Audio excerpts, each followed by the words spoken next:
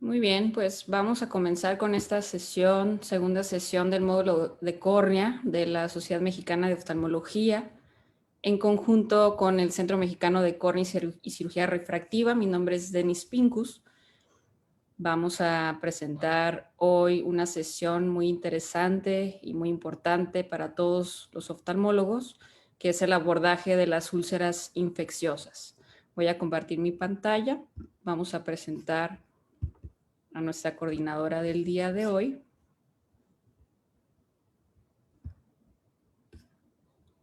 ¿Se ve ahí, Adolfo? Sí. Muy bien. Pues es un honor para mí presentar a la doctora Ana Lilia Se ve Pérez. bien. Perfecto, gracias. Un honor presentar a la doctora Ana Lilia Pérez Balbuena. Muchas gracias por la invitación el día de hoy.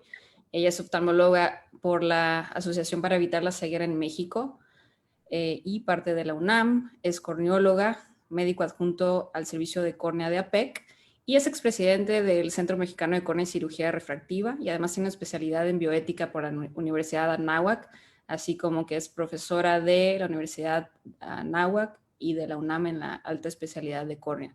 Doctora, muchas gracias, bienvenida, les cedo la palabra. Recuerden que pueden poner las preguntas en el chat. No es necesario escribir su número del consejo, ya que en el registro ya lo tenemos. Muchísimas gracias y bienvenidos. Gracias, doctora Denise. Es para mí de verdad un honor el estar esta noche en estas sesiones de educación médica continua, que muy acertadamente nuestra presidenta, la doctora Irma, y tú en especial como coordinadora, doctora Pincus, la verdad es que es increíble que tengamos este tipo de sesiones en épocas tan difíciles. Y el tema que tenemos ahora, como bien lo dijo la doctora Pincus, es un tema muy interesante para no solamente los que estamos más cerca de córnea, sino todos los oftalmólogos, en donde son frecuentes y las complicaciones que nos pueden llevar son devastadoras muchas veces y dejándonos a pacientes que inclusive pueden perder el órgano o en menos posición, curarse de la infección y tener un leucoma. Pero vamos a iniciar. Y iniciamos con la presencia del doctor, el doctor Vicente Correa Gómez. Buenas noches, doctor Vicente. El doctor es egresado del Conde de Valencia. Practica su córnea privada, su oftalmología privada en el Instituto de Enfermedades y Cirugía Ocular, IECO, en la ciudad de Mérida, y es director médico del Banco de Ojos del Centro Estatal de Trasplantes de Mérida, Yucatán. Muy importante el que tengamos tu presencia, doctor Vicente. Por favor, vamos a pedirte que por favor nos des el tema fisiopatología y diagnóstico de las úlceras infecciosas. Muy bien, muchas gracias, muy buenas noches. Vamos a comenzar. Muchas gracias por la invitación. A ver, ¿me pueden compartir pantalla? Aquí está.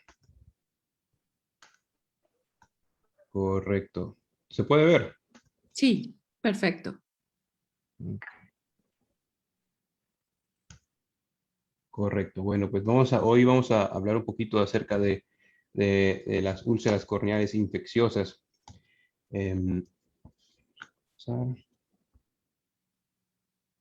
Correcto. Entonces, para iniciar, quiero mostrarles estas imágenes como para tener una idea del arco iris tan grande de colores que son las úlceras corneales, ¿no? Hay mucha variedad, inclusive los mismos patógenos nos pueden dar manifestaciones diferentes dependiendo cada paciente, cada caso es único. Y algunas se pueden sanar muy fácil con un tratamiento médico estándar.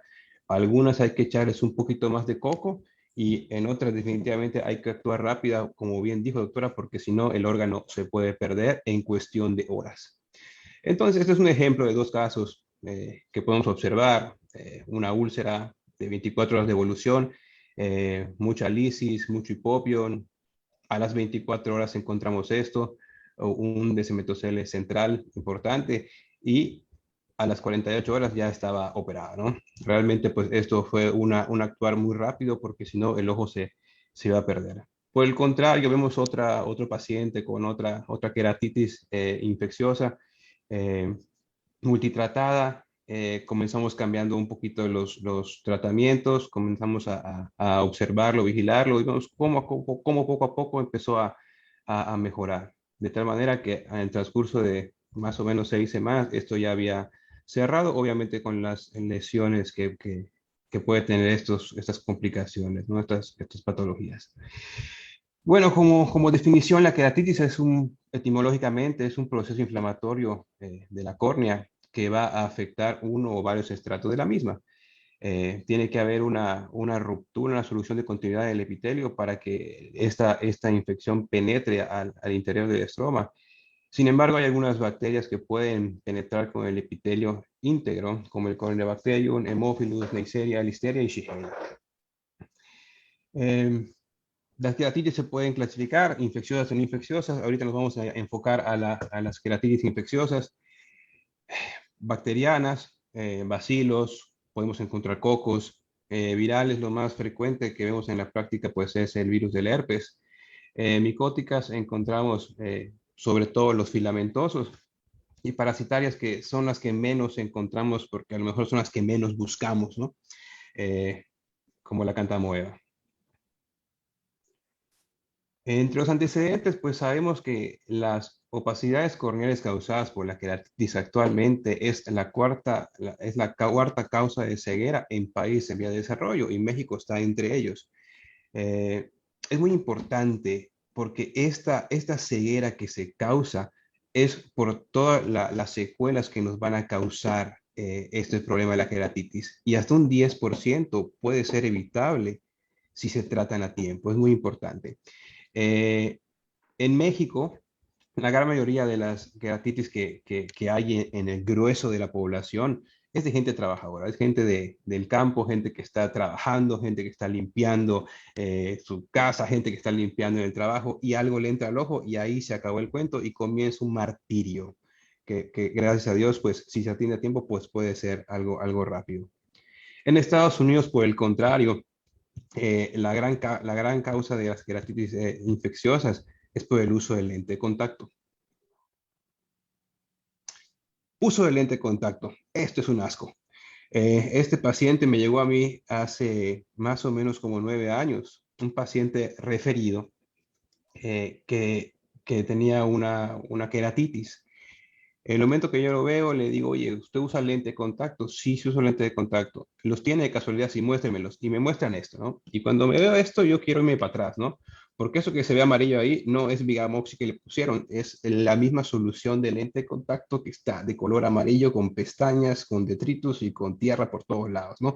Entonces uno se puede dar cuenta a lo que estamos yendo, ¿no? Y esos son factores predisponentes muy importantes que uno tiene que evaluar.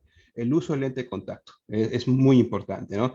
Después de esto, los traumatismos que puedan haber, ya sea traumatismos con un trauma vegetal, o puede ser un cuerpo extraño. No es lo mismo pegarse con una espina que en la escuela al niño le peguen un lápiz en el ojo, ¿no? Entonces hay que identificar cuál es el mecanismo del trauma. Hay que evaluar, bueno, entre los factores predisponentes también la disfunción palpebral, si una maldirección de pestañas, un roce de pestañas, una disfunción también del borde del párpado, también hay que evaluarlo entre los factores predisponentes. Las enfermedades corneales que puede existir, una descompensación endotelial que puede causar una ruptura de este epitelio muy frágil. La conjuntivitis alérgica, es que hay un microambiente de inflamación en la superficie del ojo, que pueden haber úlceras en escudo, por tanto roce de las papilas y otros problemas de superficie. Otro factor también son los medicamentos tópicos, el uso excesivo de esteroides, el uso excesivo también de anestésicos tópicos y cirugías previas, las que sean. Entre los factores sistémicos muy importante, yo creo que el más importante es qué tan estable esté este paciente con respecto al control metabólico, sobre todo la gente diabética, gente con desnutrición, gente con alcoholismo muy severo, y la gente que está inmunocomprometida, gente con enfermedades inmunológicas como el VIH, otras enfermedades inmunológicas, el síndrome de Sjögren, el lupus eritematoso sistémico y otras enfermedades cicatrizables que pueden también ser locales, ¿no? Importante también, otros factores que ya no son del huésped ni sistémicos, sino las mismas propiedades del virus o bacteria o este patógeno que está en nosotros, ¿no? Actualmente, pues, la resistencia que tienen los antibióticos es brutal, ¿no? Entonces, así como nos puede tocar un estafilococo suavecito, puede ser una cosa terrible y ser un martirio, ¿no? Y hay de pseudomonas a pseudomonas. Entonces, eso también influye mucho, ¿no? La proliferación bacteriana, la adherencia, las endotoxinas que puedan tener. Y por último, la respuesta del huésped, la migración de polímeros nucleares, la degradación que puede tener cada paciente del estroma, ¿no? La lisis que puede existir, la necrosis. Hay mecanismos que nos van a proteger las barreras anatómicas normales, lo más importante, pues los párpados, el epitelio de la córnea conjuntiva, los mecánicos, el parpadeo, la misma lágrima y el drenaje de la misma, de la lágrima. Y por último, pues las propiedades antimicrobianas que puede tener la misma lágrima y también el tejido linfoide de la superficie de la conjuntiva. Ya entrando un poco en materia, ¿no? Siempre hay que tener una muy buena historia clínica de estos pacientes, ¿no? Somos unos detectives de qué es lo que está pasando, cuándo comenzó, qué es lo que hizo, qué es lo que se puso, quién le dio, cuándo se lo dio, cuánto tiempo lleva. Es muy importante tener un interrogatorio muy completo de estos pacientes. Importante, en la primera evaluación de la agudeza visual nos puede dar una idea de qué estamos a punto de ver sin haber evaluado al paciente, ¿no? Si el paciente está a cuenta de los movimientos de manos, pues ojo, probablemente sea algo muy desagradable cuando lo veamos, ¿no? Vamos a ver una inyección ciliar, vamos a ver un defecto epitelial, que puede ser pequeño o grande.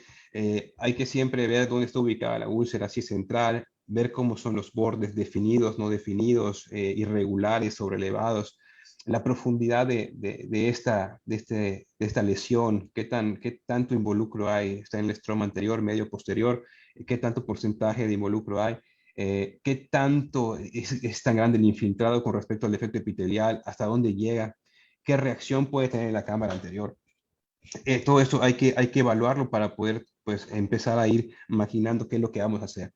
Importante, siempre hay que tocar la úlcera. Yo cuando veo una úlcera siempre lo que hago es la toco. Hay que ver cómo está, qué tan lítica está, qué tan sensible puede ser. Porque ahí también podemos tener un poquito de información. Si yo toco la córnea, o inclusive fuera de la úlcera, toco con una fibrita y no hay sensibilidad, pues por allá me puedo orientar un poquito a ciertos diagnósticos. ¿Qué tanta secreción hay? Esto puede variar un poquito, ¿no? Pero tú puedes más o menos pensar qué es, dependiendo cuánta secreción puede existir al momento de que tú revisas al paciente, ¿no? Y idealmente sí sería muy bueno a esos pacientes tener una ecografía modo B para evaluar el fondo de ojo, a la ecografía, lo que se pueda ver en ella, ¿no? Síntomas, pues ya sabemos, hay dolor, hay sensación de cuerpo extraño, fotofobia, también podemos encontrar los signos ojos rojos y un glaucoma corneal. Importante, la localización, el tamaño de los bordes, ya mencioné, la profundidad y cómo es la cámara anterior y qué tan involucrado puede estar la esclera o el segmento posterior. Siempre es importante medir. Eso es algo que nos puede dar la pauta en cómo está la evolución de esto. Y si se puede dibujarlo, ¿no? Y si se puede tomar fotografías, es mucho mejor. La mejor manera de poder evaluar una queratitis es viendo imágenes de cómo está la evolución, primer día, segundo día, tercer día, eso depende de qué tanta disponibilidad tenga el paciente de ser atendido, ¿no? Y qué tanto lo puedas ver tú. Pero siempre es bueno, si se puede tener una cámara fotográfica, tenerla para poder ir evaluando al paciente en cada visita y poder sacar conclusiones. Podemos dividir pues la afectación leve, moderado, severo, 1, 2 y 3, depende de dónde se lea, ¿no? La localización, si son grado 1, es la localización que no está en el eje visual, grado 2 y 3 sí están en el centro o en la periferia. El tamaño de la úlcera, si es de menos de 2 milímetros, es leve o grado 1, grado 2 o moderada de 2 a 5 o a 6, depende de donde se lea, y más de 5 o 6 ya es severa. o grado 3. Con respecto al infiltrado, ¿qué tan extenso es? O si es superficial, leve, moderado si está en estroma medio, y si ya es profundo, algo más severo, o sea, algo muy subjetivo, ¿no? Pero se puede evaluar con la lámpara de Dura. Y la inflamación del segmento anterior, mínima, moderada y severa. Si es hipopio, pues un grado 3, marcada congestión. Y si hay celularidad, ahí dependiendo dos cruces de celularidad. Y si hay un involucro de la esclera, pues estamos hablando de que ya es algo más severo. Ok. En la etiología de las queratitis, ya hablando solamente de las bacterianas, estamos hablando de que la gran mayoría pues van a ser gram positivas, Staphylococcus aureus, y la siguiente que se lleva a rebanar el pastel es la Pseudomonas aeruginosa. Y ya después se van repartiendo de manera uniforme la gran mayoría de las más comunes, pero nos podemos centrar en gram positivos Staphylococcus aureus y Pseudomonas como gram negativos. Hablando de los gram positivos, pues aquí tenemos úlceras que son más localizadas. Cuando son únicas, son redondas o ovaladas, con un infiltrado bien marcado. Y la córnea que está alrededor es una córnea no afectada, que es transparente. Puede o no tener un grado de afectación de la inflamación del segmento anterior. Cuando hablamos de las estafilocócicas, también podemos tener ese tipo de variantes, ¿no? Que son a lo mejor úlceras o queratitis que están esparcidas. Y esto tiene mucho que ver con el párpado, como un factor del huésped, ¿no? Si tiene una blefaritis del demonio, pues obviamente pues eso nos puede orientar un poquito hacia dónde tenemos que hacer, hacia dónde tenemos que ir para poder tratar al paciente. Los estreptococos, el Streptococcus pneumoniae, pues es algo terrible, ¿no? Esto desgraciadamente es muy parecido a una queratitis por una pseudomona. Son muy rápidas, son muy explosivas, son una evolución muy rápida, entonces puede tener allá ciertas variantes o confusión en el diagnóstico. Por eso hay que definir contra quién estamos lidiando para poder tomar decisiones en el tratamiento, porque es diferente el tratamiento específico.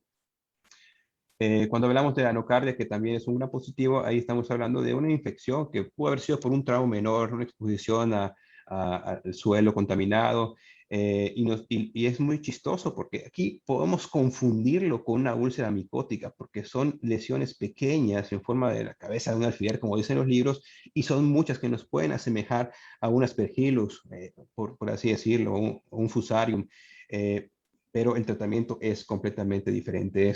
Y la presentación igual es como más alargada, como que como que tarda un poquito más en responder, ¿no? Entonces hay que estar pendientes ante este tipo de presentación. Y por último, las micobacterias, ¿no? Que esto pues se sabe que pues, son las que han estado presentes después de cirugías de LASIK. La gran mayoría de estos patógenos, pues el tratamiento es muy similar, ¿no? Excepto de la anocardia, pero la gran mayoría funcionan o responden en teoría a las quinolonas de cuarta generación. Ya más adelante hablaremos un poco del tratamiento. Hablando de los gram negativos, aquí empieza el baile, ¿no? Aquí cuando tenemos estos tenemos que correr rápido porque si no, pues sí se nos puede ir de las manos muy rápido, ¿no? Y por excelencia las pseudomonas acá es la que lleva como la batuta, como la peor de todas, ¿no? Existen otras que pueden dar lucha, pero esta es la que es mucho más común y es la que pues, yo veo más, con las que más se me complica la cosa, ¿no? Vemos, es la fotografía del inicio, vemos una úlcera corneal densa, una úlcera corneal con demasiada lisis, mucha inflamación, que no solamente la córnea afectada se ve afectada, sino la que está en la periferia también se ve como un vidrio espulido, ¿no? Y si dejamos pasar el tiempo, pasa esto, infiltrados por todos lados, no solamente en el centro, sino en la periferia. Y si esto llega a la esclera, estamos casi perdiendo la batalla ante este enemigo terrible, ¿no? Entonces, hay que definir muy bien, una vez identificado, hay que actuar. Lo mismo en otro estudio, vemos los mismos resultados, el Staph aureus como lo principal, la Pseudomonas viene pisando de los talones, el Streptococcus pneumoniae va por atrás, entonces esto se repite, entonces son las que más comúnmente vemos en nuestra práctica institucional y en la práctica privada. Con respecto a las queratitis micóticas, estos son de un peso muy grande, sobre todo en el sur-sureste de México, donde yo resido. Esto lo vemos muy, muy frecuente. Esto es algo, el pan nuestro de cada día, que cuando llega la primavera y el verano, yo me comunico con mis compañeros corriólogos y les digo, ¿saben que ya comenzó a desfilar todos los pacientes? Y empiezan a llegar uno tras otro, queratitis micóticas. Las queratitis micóticas podemos tener dos grandes brazos, las levaduras. Ahí la cándida es la levadura por excelencia, que no la vemos tan frecuentemente porque la cándida es más frecuente en gente inmunocomprometida. Pero los filamentosos, ahí sí es donde están por todos lados. Los filamentosos pueden dividirse en dos, los septados y no septados. Y los septados se pueden dividir en dos, los no pigmentados y los pigmentados. Y los más comunes que vemos en la práctica diaria son los no pigmentados, el Aspergillus y el Fusarium. Y si vemos y comparamos las fotografías con los gram positivos con anocardia, vemos que se parecen. Podemos observar ciertas lesiones muy chiquitas, ¿no? Pero a diferencia, no son como una cabeza alfiler, sino son un poquito más alargadas, ¿no? Pero esto es muy variable, esto puede cambiar. Cuando uno está en contacto y conoce cómo actúan estos hongos, uno le da tratamiento y de repente a la semana en un sector mejora y de repente en otro sector aparecen otras más. Y pasa la semana y aquí desaparece y aparece en otros lados. Entonces se van moviendo. O sea, están realmente, pues es un poco complejo cuando hablamos de queratitis micóticas, ¿no? Aspergillus y el Fusarium, pues el Fusarium aquí vemos una presentación clásica, que vemos una úlcera corneal, una queratitis, bordes sobrelevados, bordes emplumados, no tienen ni pies ni cabeza, y eso nos da un poquito de la orientación contra que estamos lidiando. Importante, ya mencionado, es muy frecuente en climas cálidos húmedos, tan frecuente como un 40%. Es más frecuente en países en vías de desarrollo. El traumatismo juega acá también algo muy importante, ¿no? Es un trauma con una espina, un trauma con una rama, ya sabes por dónde va la cosa, ¿no? Entonces hay que estar muy atento a cómo va a actuar con una terapia convencional. A lo mejor tienes que irte ya directamente con los antimicóticos sin esperar que evolucione un poquito más o sin esperar resultados de los cultivos, ¿no? Pero bueno, eso depende de cada quien. De cada paciente. El uso de corticosteroides tópicos nos puede pues armar allá pues que sea un poco más, el cuadro como más como escondido, como que ya no tenemos cuadro tan típico después del uso de los esteroides, ¿no? Y eso es muy frecuente que el paciente llegue, que se pierda mucho tiempo, llegue primero con un médico general que le da un tratamiento y después llega con un oftalmólogo que le da tratamiento, pero como ya está maltratado por uno y luego el otro quiere recorrer el ritmo, como mover otra vez el ritmo para llegar a donde debe ser, pues a veces le sale las manos también al oftalmólogo general y cuando llega con el especialista en córnea, pues ya pasó demasiado tiempo, ¿no? Entonces, es importante pues tratar de no usar esteroides, muy, muy importante eso en este tipo de queratitis. El lente de contacto también juega un factor importante en este tipo de patologías. Enfermedades crónicas, pacientes de cuidados intensivos, inmunosupresión. Aquí podemos observar otras manifestaciones. Aquí vemos exudados muy importantes, cremosos, unas placas retroqueráticas, los márgenes elevados de las queratitis. Aquí podemos observar los bordes emplumados, la placa endotelial aquí. Y acá está muy chistoso esto, porque acá podemos ver una queratitis curbularia. La curbularia es la que es pigmentada y este pigmento es propio de este hongo, ¿no? Pero puede o no tenerla, ¿no?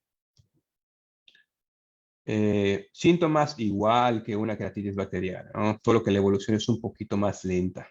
La secreción, puede haber secreción, defecto epitelial, infiltrado estromal. Aquí la cosa que pueden tener las úlceras micóticas, las queratitis micóticas, es que puede penetrar el hongo y luego el epitelio crecer y cubrir. O sea, no hay una úlcera como tal, sino ya el epitelio está íntegro y el hongo está allá, en el estroma corneal y muy profundo. Entonces, eso también es característico de este tipo de patología. Las lesiones satélites son características también. bordes plumosos, sobrelevados, aspecto rugoso. Es la placa endotelial y el hipopión que puede existir. Ahora sí, ¿qué vamos a hacer? Cuando nos lleguen estos pacientes, lo que hay que hacer primero es definir contra quién estamos peleando. Entonces hay que tratar de desenmascarar a esta bacteria, a este hongo, a este virus, a esto que está allá contra nosotros. Entonces lo que tenemos que hacer, lo primero es tocar y tomar una tinción. O sea, lo que hay que hacer es tomar una muestra del borde de la úlcera corneal, hacer una impronta en esas laminillas, fijarlas con calor y mandarlas al laboratorio para que hagan una tinción de Gram, buscando que pinte Gram positivo, Gram negativo, o que se vean filamentos o quistes para ir definiendo contra qué estamos yendo, ¿no? Y la verdad, esto es muy rápido, muy, muy rápido. Si hay un laboratorio que se dedique a esto, podemos tener resultados literal en cuestión de minutos, ¿no? En 30, 60 minutos podemos saber que es un gran positivo, es un gran negativo. Ya con eso, tú puedes cambiar el chip y irte en un tratamiento específico para este patógeno. Lo que sigue a esto es el cultivo. Obviamente, cuando estamos en la práctica privada, no tenemos las láminas para cultivar, agarrar sangre de chocolate, seguro. Eso no existe, ¿no? Solamente en hospitales escuela o en hospitales grandes, pues se pueden tener este tipo de cosas con el laboratorio ahí, ¿no? Pero en la práctica privada lo que podemos tener es un medio de transporte. Podemos tomar una muestra del borde de la úlcera, meterla en este tubito y llevarla directo al laboratorio y que ellos se encarguen de procesarla, ¿no? El problema de esto es que tarda aproximadamente de 4 a 5 días para tener un resultado, y si es algo que avanza muy rápido, pues no nos va a dar el tiempo, ¿no? Entonces, pero es importante tener estos resultados, ¿no? También hay que entender que hasta un 50% de los cultivos salen negativos, pero no es que no haya nada, ¿no? Simplemente pues no creció, no se tomó como debería. Los análisis moleculares son importantes, desgraciadamente no en todos lugares hay, ¿no? Pero aquí podemos tener rápidamente una confirmación con la amplificación del genoma de la bacteria u hongo para poder saber contra qué estamos, gran positivo, gran negativo, e inclusive se pueden hacer, si te tienen los primers, se pueden hacer la amplificación de la bacteria específica. Pero bueno, eso estamos hablando de un laboratorio un poquito más completo, ¿no? Habría que ver, yo espero que en los próximos años pues esta tecnología esté al alcance de mucha gente en todo el país. ¿A quién se le toma la muestra? Se le toma a todas las úlceras o todas las queratitis arriba de 2 milímetros, o sea, grado 2 o 3. Importante no tener contacto con las pestañas y con el borde palpebral.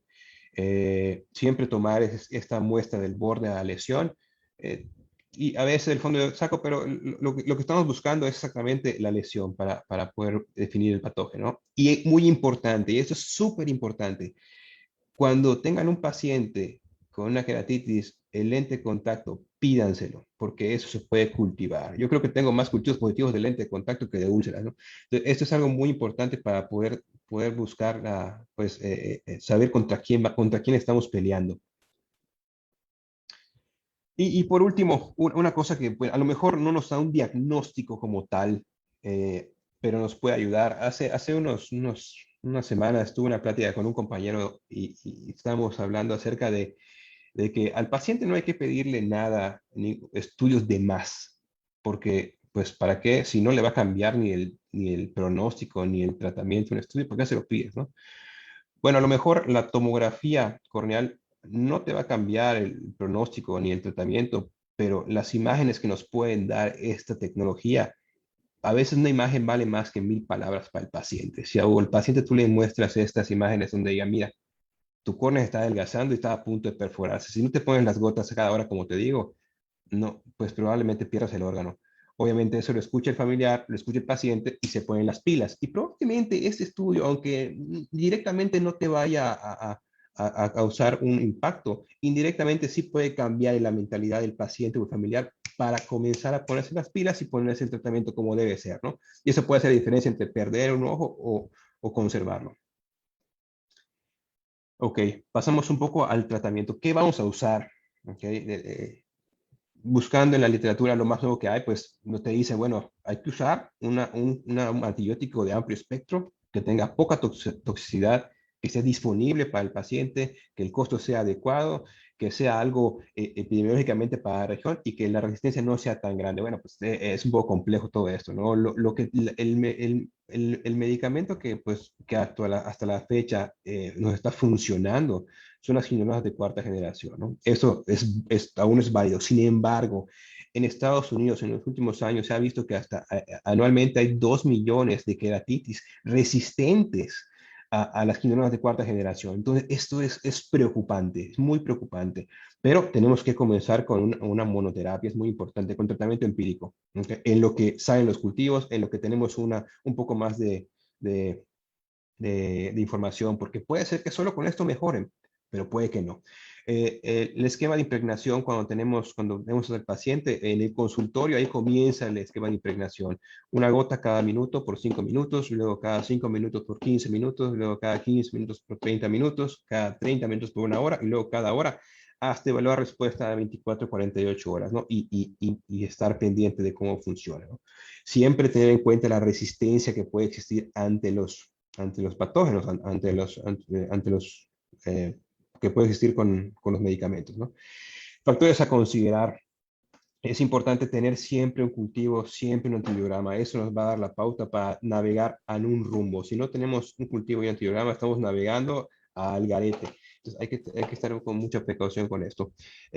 Siempre evaluar la respuesta al tratamiento. Si está funcionando el tratamiento empírico, continuar con el tratamiento empírico. Si no está funcionando, cambiar a fortificado si es necesario. Y si se inicia con un fortificado, que también es válido, hay que valorar la toxicidad. Ahora, los fortificados no es una receta de cocina, es muy importante eso. No a todo le voy a dar banco y cesta. Es importante. Siempre tenemos que irnos dependiendo del antibiograma, ¿no? Obviamente, si no tenemos antibiograma, pues si no tomamos cultivo, pues el error fue nuestro. Pero si tomamos un cultivo y no sale nada, pues ya pues no podemos hacer mucho más que intentar a lo mejor tomar otro cultivo, pero sabemos que ya sí, cuando se inició el antibiótico, pues a lo mejor no nos sale nada otra vez, ¿no?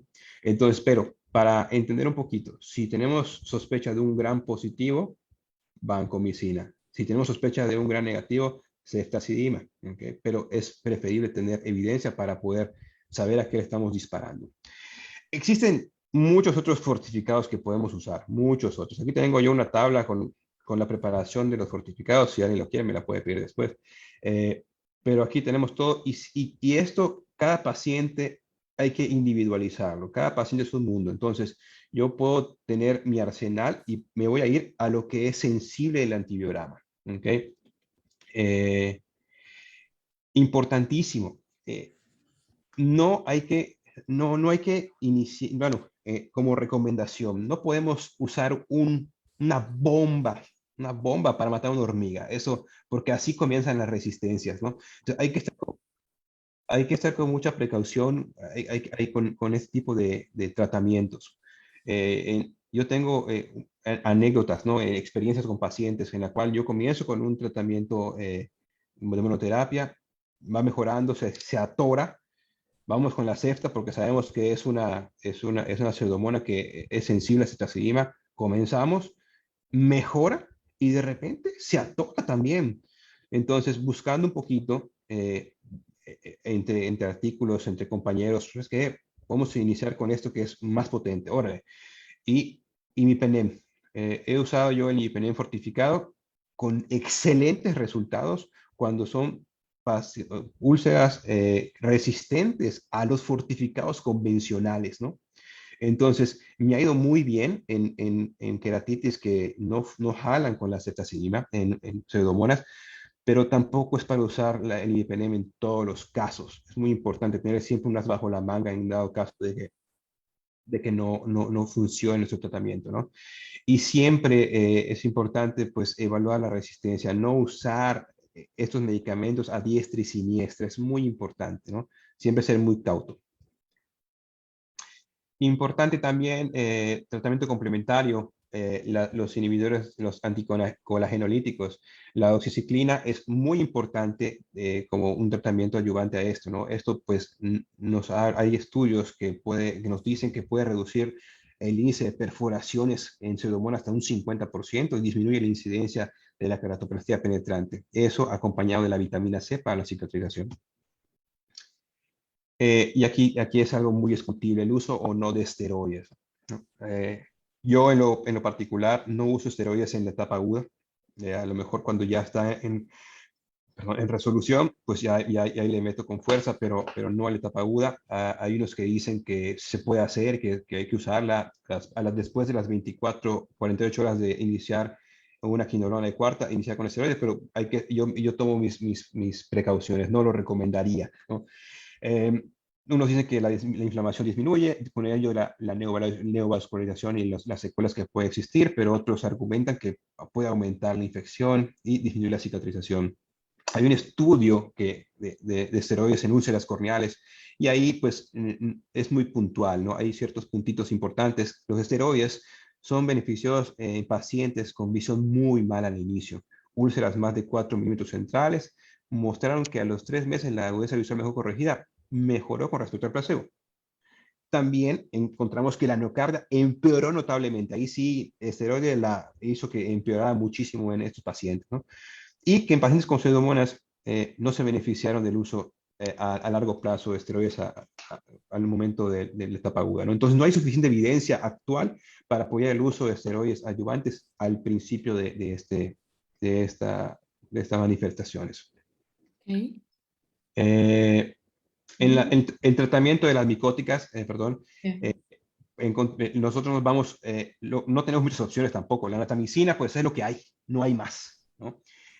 Los polienos, lo que hacen los polienos, la anfotericina y la natamicina van a actuar en el ergosterol, en la membrana de los hongos, haciendo literal que exploten. Y con eso, pues, haber una mejoría clínica. Y los triazoles como el itraconazol y el boriconazol lo que hacen, actúan en el citocromo P450, que a su vez actúan en la síntesis de las membranas y también disminuyen pues, la replicación de estos hongos, ¿no? Vicente, perdón la interrupción, ¿me escuchas? Sí, te escucho. Bien, lo que pasa es que la segunda es de tratamiento.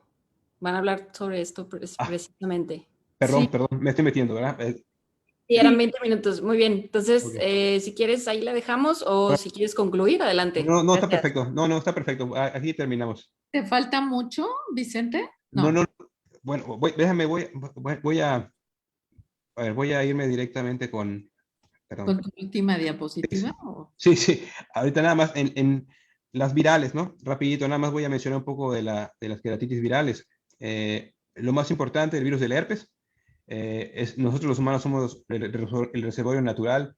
Eh, Podemos encontrar la recurrencia de estas manifestaciones del herpes simple, que va aumentando con los años. A los 2 años un 20%, un 40% a los 5 años y un 63% a los 7 años. Hay desencadenantes, fiebre, cambios hormonales, la luz UV, el estrés, traumas, inmunocompromiso, todo esto va a aumentar eh, este problema del herpes, las recurrencias. Podemos clasificar una blefaritis, una conjuntivitis, una queratitis. La queratitis puede ser epitelial, estromal, endotelial o neurotrófica. Manifestaciones clínicas podemos encontrar las más comunes, que son las úlceras dendríticas, que cuando se usa esteroide cambian a úlceras geográficas y ahí puede empeorar un poquito el cuadro. Las queratitis estromales que pueden ser autoinmunes o necrotizantes. Aquí tenemos un ejemplo de estromales autoinmunes y las queratitis neurotróficas con perforaciones. Un tratamiento farmacológico, pues el aciclovir, el ganciclovir en ungüento por 7 días, si no luego es tóxico. Y cuando son estromales, el aciclovir oral y el valaciclovir oral también. El tratamiento, Vicente, lo va a tratar la doctora Natalia, ¿sí? Correcto, me estoy metiendo un poquito. Creo que ya terminamos entonces. Creo que sí, para darle Bien. oportunidad a la doctora. Correcto. Bien, pues creo que, digo, hiciste una revisión muy completa, pero vamos a pasar de lleno a tratamiento farmacológico, que tenemos invitada a la doctora Natalia Hernández Martínez. Ella es egresada del Hospital 20 de Noviembre y con alta especialidad en córnea y cirugía refractiva del Hospital de la Luz. y actualmente labora a nivel privado y está encargada de el servicio de trasplantes de córnea en el Instituto Mexicano del Seguro Social en Tijuana. Por favor, doctora Natalia. Buenas noches, voy a compartir pantalla.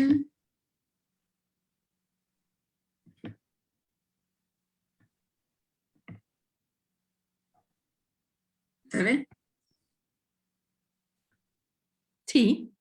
Sí, ok. Agradezco a la doctora Irma Zamudio y a la doctora Denise Pincus por la invitación. Entonces, bueno, vamos a hablar del tratamiento farmacológico de úlceras infecciosas. Pues voy a tratar de resumir un poquito porque ya vimos ahorita con el doctor y para no ser repetitiva. Entonces, bueno, como estábamos viendo, las úlceras, tenemos 4 etiologías dentro de las úlceras infecciosas, ya sea bacterianas, micóticas, parasitarias y virales. Entonces vamos a ir viendo cada una de ellas. Hablando específicamente de queratitis bacteriana, vamos a empezar con un caso clínico. Es una paciente femenina de 19 años, sin antecedentes personales patológicos, y ella es usuaria de lente de contacto. Inició con ojo rojo, dolor, baja visual y abundante secreción de 3 días de evolución. Y pues digamos que fue a la farmacia y compró fluorometonona sin prescripción médica. Entonces vemos a la exploración oftalmológica, el ojo derecho, 20/400 que mejora 20/50, ojo izquierdo está en percibe luz que discrimina colores. Aquí en la foto clínica podemos observar cómo hay una hiperemia e inyección ciliar importante y tenemos una úlcera central aproximadamente de 5×4 con un anillo, un infiltrado perilesional. Vemos una placa retroquerática y también vemos la presencia de hipopión. Obviamente el segmento posterior no es valorable, se decide hacer una ecografía donde se encuentra y por las características de la úlcera se decidió tomar un cultivo. Entonces, ¿cuál es la evaluación inicial frente a una queratitis bacteriana? Pues primero hay que definir si nos encontramos frente a una úlcera pequeña o periférica, podemos iniciar un tratamiento empírico con un antibiótico de amplio espectro. Pero si tenemos una úlcera central, múltiple o profunda o grande, digamos, como la del caso clínico, sí está indicado tomar un frotis y un cultivo y pues vamos a iniciar el tratamiento ahora sí que empírico, pero una vez teniendo el resultado del cultivo, pues vamos a dar un antibiótico específico para el organismo causal. Entonces, el antibiótico tópico pues realmente es el tratamiento de elección. Los antibióticos subconjuntivales los vamos a dejar para casos muy específicos que a lo mejor tengan extensión escleral o que realmente veamos un apego a tratamiento cuestionable. Y el antibiótico sistémico está indicado igual para extensión escleral cuando el ojo ya está perforado o cuando ya hay una infección por gonococo. Entonces, vamos a iniciar un antibiótico empírico de amplio espectro. Hay que hacer una dosis de impregnación, como mencionó el doctor. Aquí está otro esquema, por ejemplo, cada 5 minutos, igual por media hora, después cada 15 minutos por otra media hora y después puede ser cada hora. Los ciclopléjicos nos van a ayudar para disminuir el dolor y evitar la formación de sinequias. La monoterapia con fluoroquinolonas de 4ª generación, ya sea moxifloxacino o gatifloxacino, ha mostrado ser tan efectiva como la terapia combinada utilizando antibióticos fortificados. Ahora, ¿cuál es el beneficio de la monoterapia? Pues es, digamos, más fácil para el paciente el buen apego al tratamiento y que ahora sí que el fármaco no se diluye uno con otro, por decirlo así. Sin embargo, los antibióticos fortificados, pues sí es una alternativa para infecciones severas o que no están respondiendo al tratamiento inicial. Igual como mencionó el doctor, el uso de doxiciclina vía oral está muy acertado también. En esta tabla podemos ver una comparación entre las fluoroquinolonas y el uso de los antibióticos fortificados. ¿Cuáles son las ventajas? Pues las fluoroquinolonas, digamos que es más barato el tratamiento, realmente ya están disponibles, no hay que prepararlas. Son compuestos estables y nos puede durar hasta un mes, digamos, el frasco abierto, y son menos tóxicas. Recordemos que los antibióticos fortificados pues pueden ser más caros, hay que estarlos realizando, hay que mantenerlos refrigerados y duran aproximadamente una semana. Entonces a la semana el paciente otra vez hay que volver a preparar las gotas y pueden ser de igual manera también más tóxicos para el epitelio. Estas son las recomendaciones de la Academia Americana de Oftalmología, que dependiendo del organismo, ya sea no identificado, cocos gram positivos, bacilos gram negativos, cocos gram negativos, micobacterias o nocardia, ¿qué antibiótico sugiere? Entonces, realmente si no tenemos un organismo identificado o son múltiples, sí está indicado o iniciar cefazolina con un aminoglucósido como la tobrolagenta o usar una fluoroquinolona. Entonces, en nuestro caso clínico que hicimos, decidimos iniciar manejo empírico con moxifloxacino, dimos una dosis de impregnación y posteriormente aplicamos una gota cada hora. Reevaluamos a las 48 horas y realmente no observamos una buena mejoría clínica, por lo que agregamos netilmicina, 0.3%, alternado cada hora, es decir, moxifloxacino, digamos, en horas pares y netilmicina en horas impares. Ese es un buen tip que le pueden decir a los pacientes para que las gotas no se diluyan unas con otras. Entonces, cuando estamos frente a una úlcera, vamos a evaluar la eficacia terapéutica a las 48 horas. ¿Cómo vamos a saber que está respondiendo adecuadamente el paciente? Hay una disminución del dolor, hay una disminución de la secreción, igual de la hiperemia e inyección ciliar. Podemos ver el infiltrado más consolidado o mejor demarcado, digamos. Puede empezar a disminuir el edema estromal o la placa endotelial si es que tiene. De igual manera puede desaparecer el hipopión y también vemos que está empezando a reepitelizar.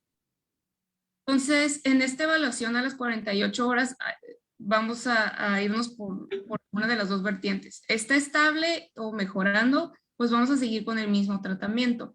Pero si vemos que hay progresión de la queratitis y el paciente realmente tiene un buen apego a tratamiento y no tomamos un cultivo, entonces hay veces que se tiene que tomar la decisión de suspender el tratamiento tópico por 24 horas y posteriormente tomar un cultivo. Si sí hay buen apego a tratamiento y sí se tomó cultivo, pues obviamente hay que valorar el resultado del cultivo y el antibiograma y modificarlo conforme el resultado del cultivo. Pero si el paciente tiene un mal apego al tratamiento, pues a lo mejor va a haber que buscar un tratamiento alternativo. Entonces, a las 72 horas obtuvimos el resultado del cultivo y era una Pseudomonas aeruginosa. Y aquí observamos que ya empieza a haber una mejoría con el doble esquema. Si pueden ver, el infiltrado ya se ve más delimitado. Igual podemos ver que ya empezó a reepitelizar, ya no está tan grande el defecto epitelial y también ya no se observa ni placa endotelial ni hipopión. A la semana, pues podemos tener de tres vertientes, ya sea que ya se curó el paciente, que esté estable o que sigue habiendo progresión. Si el cultivo fue negativo, a lo mejor va a haber que tomar un nuevo cultivo o pensar en tinciones especiales. Pensar que a lo mejor es una causa no infecciosa, que estamos frente a bacterias atípicas o es algo polimicrobiano, o pues revalorar el cultivo, sobre todo el antibiograma y la resistencia. A los 10 días podemos observar igual, si se fijan ya no se observa un defecto epitelial, igual ya no hay hipopión. Parecería que ya los datos de infección se dieron, pero seguimos viendo datos inflamatorios. Entonces se decidió iniciar esteroide loteprenol al 0.5%. A los 3 días de haber iniciado el esteroide, pudimos ver que la agudeza visual ya había mejorado a 20/200. Entonces, el uso de esteroide en estos casos, pues sí puede ser controversial. La ventaja potencial sería que puede haber una disminución de la inflamación con la consecuente menor cicatrización, menor neovascularización corneal y pues menor pérdida visual asociada. ¿Cuál es la desventaja? Que puede haber un empeoramiento por proliferación pues, bacteriana, inmunosupresión local e inhibición de la síntesis de colágeno. Bueno, este es el estudio SCUT del cual el doctor ya habló, pero igual se encontró que en pacientes que sí se les dio esteroide, que eran los que tenían una peor agudeza visual al principio o úlceras más severas, ahí sí hubo un cambio en la agudeza visual y en el grado de cicatriz por el uso de esteroide. O sea, sí lo recomiendan, pero definitivamente no en casos con nocardia, porque ahí sí hubo progresión.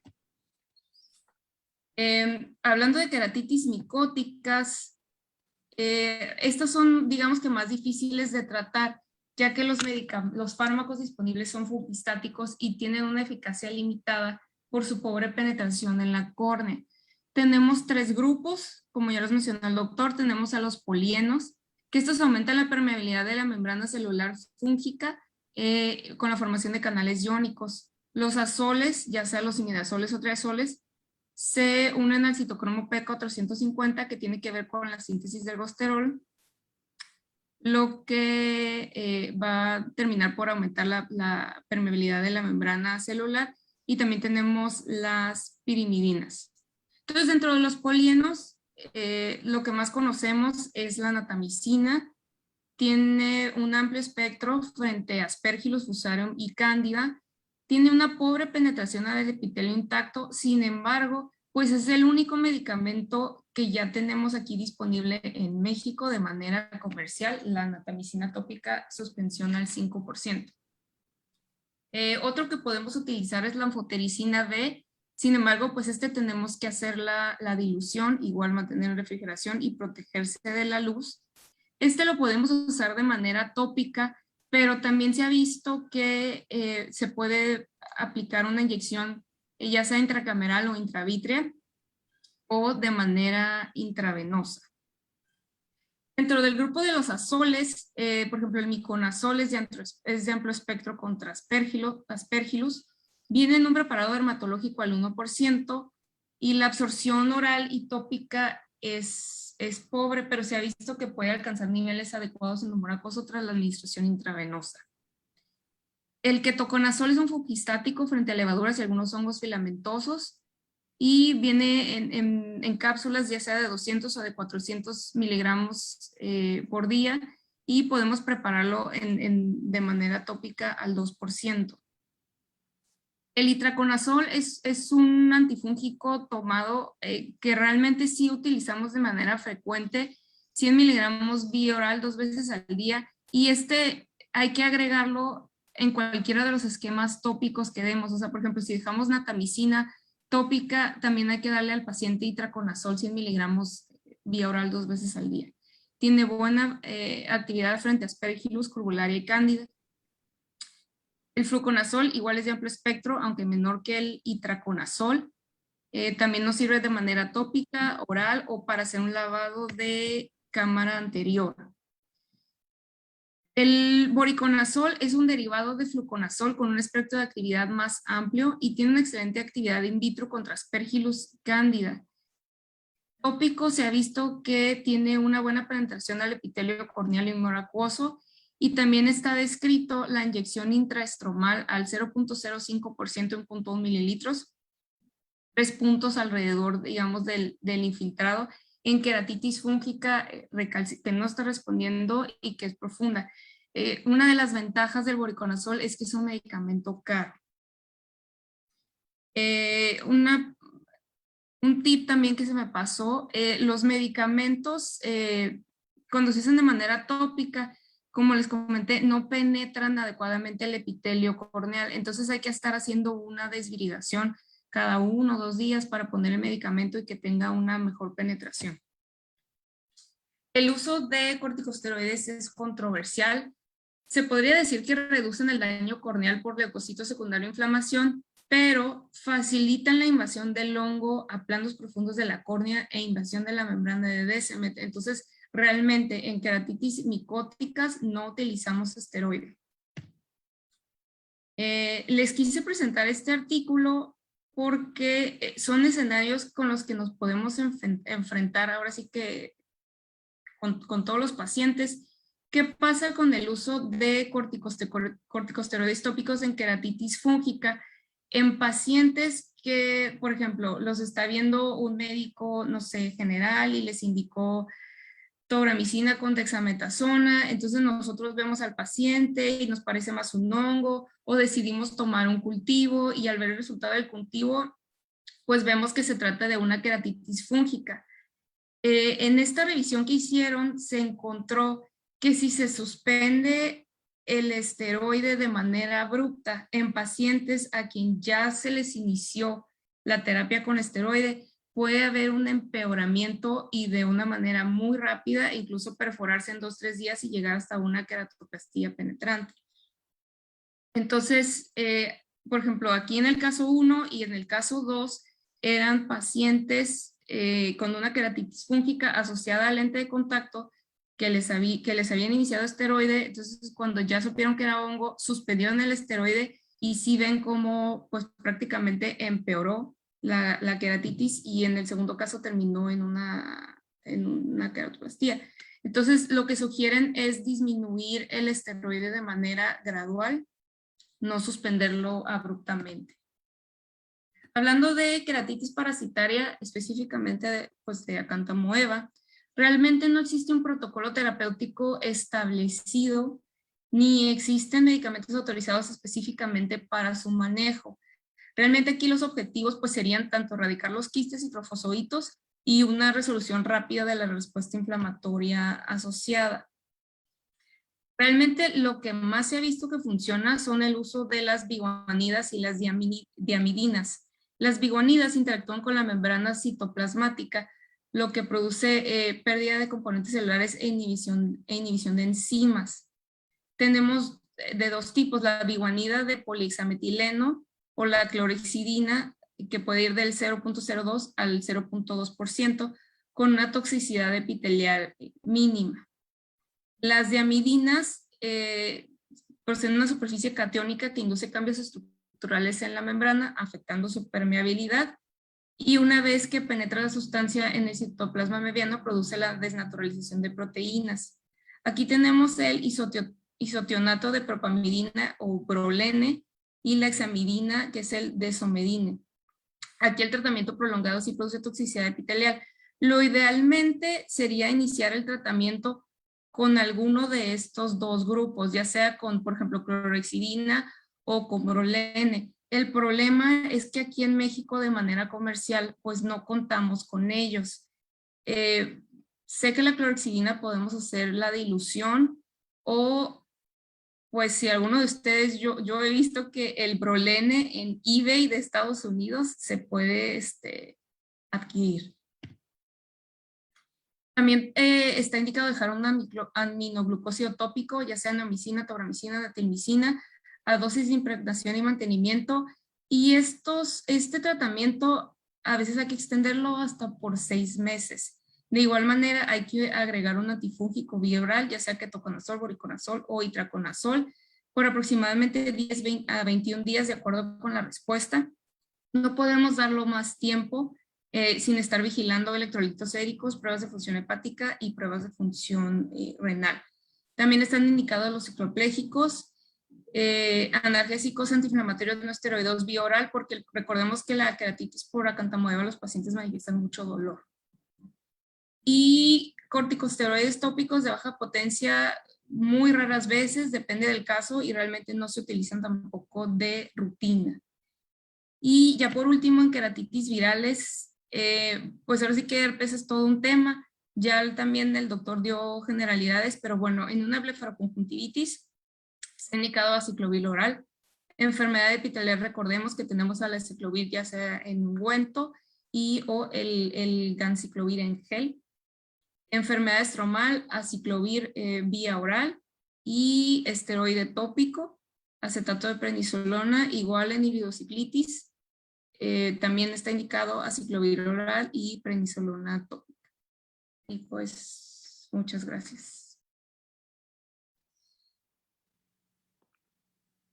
Muchísimas gracias, doctora Natalia. Hemos revisado todo lo que podemos utilizar en estas complicadas patologías.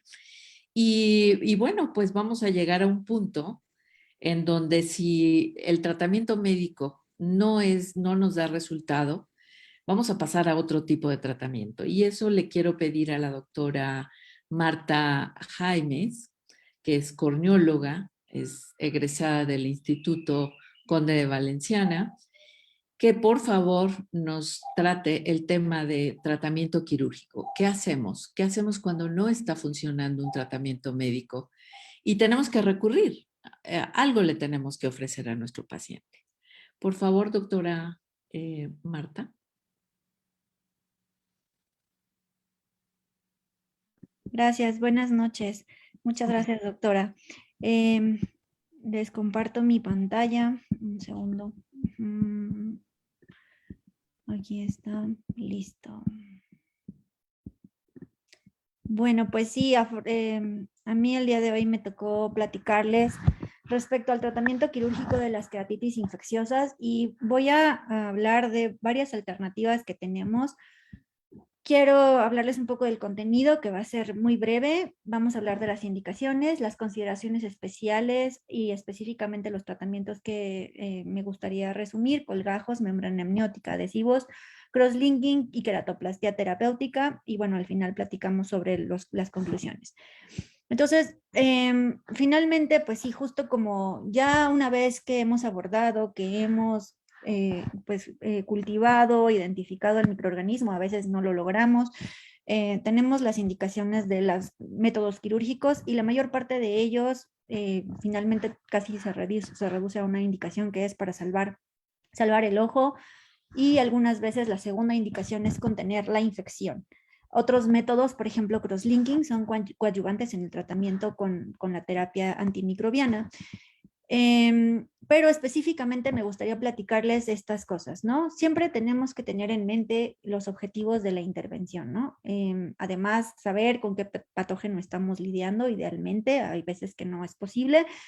Y considerar cuando estamos haciendo un plan quirúrgico las necesidades estructurales de la reconstrucción, qué tanto vamos a llevar, qué tanto, si necesitamos tejido, solamente vamos a reforzar con alguna membrana amniótica, ver la localización, el tamaño del defecto y también pensar en las estructuras que están en riesgo. Y siempre yo le decía a mis residentes tener en mente las técnicas que tenemos a la mano y los recursos disponibles, ¿no? Porque a veces es fácil pensar que podemos hacer crosslinking y tenemos un OCT, pero en muchos lugares no tenemos disponibles esas tecnologías y entonces es difícil poder tratar de esa manera a nuestros pacientes. Además, considerar la exigencia técnica, las comorbilidades del paciente, porque incluso, por ejemplo, nos ha tocado ver pacientes en terapias intensivas que es difícil tratar de manera quirúrgica, y también las expectativas del paciente, el riesgo de complicaciones, el costo de los cuidados y la experiencia de cada uno de nosotros para tratarlo. Vamos a hablar específicamente iniciando con colgajos. Colgajos es una técnica que, bueno, el colgajo se define como un segmento de tejido que se transfiere con su propio aporte sanguíneo, de tal forma que los colgajos van a llevar al sitio de infección pues vascularización, y esto va a ayudar a que muchas veces se resuelva la infección per se. Desafortunadamente, la desventaja de los colgajos es que pues ya no podríamos o no podemos ver la clínica del comportamiento de la infección muchas veces, y los injertos son segmentos o tejidos que se adhieren desde el lecho del receptor. Entonces, los colgajos más utilizados son los colgajos de conjuntiva, que fueron descritos desde hace mucho tiempo y que se han realizado muchas modificaciones a la técnica del Dr. Gundersen. Son los avanzamientos también, pueden existir, y las complicaciones relacionadas a los colgajos que tenemos más comúnmente son los desgarros, los quistes epiteliales, la dehiscencia, la retracción del colgajo, que el paciente tenga tosis, y lo más importante acá, la recurrencia de la infección, además de la necrosis del colgajo que hay que tener en mente. Los tipos pues son los tradicionales, que va de la conjuntiva vulvar con todo y cápsula de Tenon; los temporales, el Gundersen, que va toda la conjuntiva vulvar sin la cápsula de Tenon; y el colgajo periférico o pedunculado. Aquí están algunos ejemplos de cómo se hacen los avanzamientos. Y bueno, específicamente hablando de membrana amniótica, la membrana amniótica es una parte de las membranas fetales y se utiliza para muchos tipos de cirugías reconstructivas. El estroma, por ser avascular, permite tener propiedades antiinflamatorias y antimicrobianas. Entonces, esta estructura inhibe la inflamación, ayuda a evitar la proliferación de fibroblastos, de microorganismos y promueve la angiogénesis. Además que nos sirve para expandir células limbales y queratocitos. En las series que yo revisé, el uso más común de membrana amniótica es en la queratitis fúngica y bacteriana y puede utilizarse como una monocapa y una multicapa, y la multicapa normalmente se utiliza cuando hay perforaciones corneales de hasta 5 milímetros, ¿no? Una vez que tenemos mayor diámetro, tal vez es mejor considerar hacer una reconstrucción con tejido corneal. Entonces, bueno, las ventajas y las desventajas es que la membrana, por ejemplo, puede ser monomulticapa, el colgajo es solo una capa y dependerá de todo el tejido que tengamos disponible. La membrana nos va a dar factores antiinflamatorios y no vascularización, y el colgajo nos da vascularización. La membrana mayor parte de las veces es transparente, el colgajo es opaco.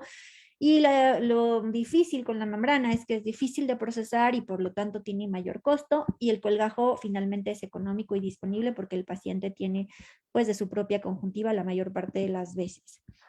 Recientemente se publicó este estudio que es un metaanálisis, se publica en la revista Nature Scientific Reports de este año, y yo quise ponerles específicamente en esta diapositiva algo que me gustó mucho y justo habla del efecto que tiene colocar la membrana amniótica o solamente colocar el tratamiento antimicrobiano. Entonces, las estadísticas que favorecen la membrana amniótica son de este lado, y el tratamiento único con antimicrobianos está del lado derecho.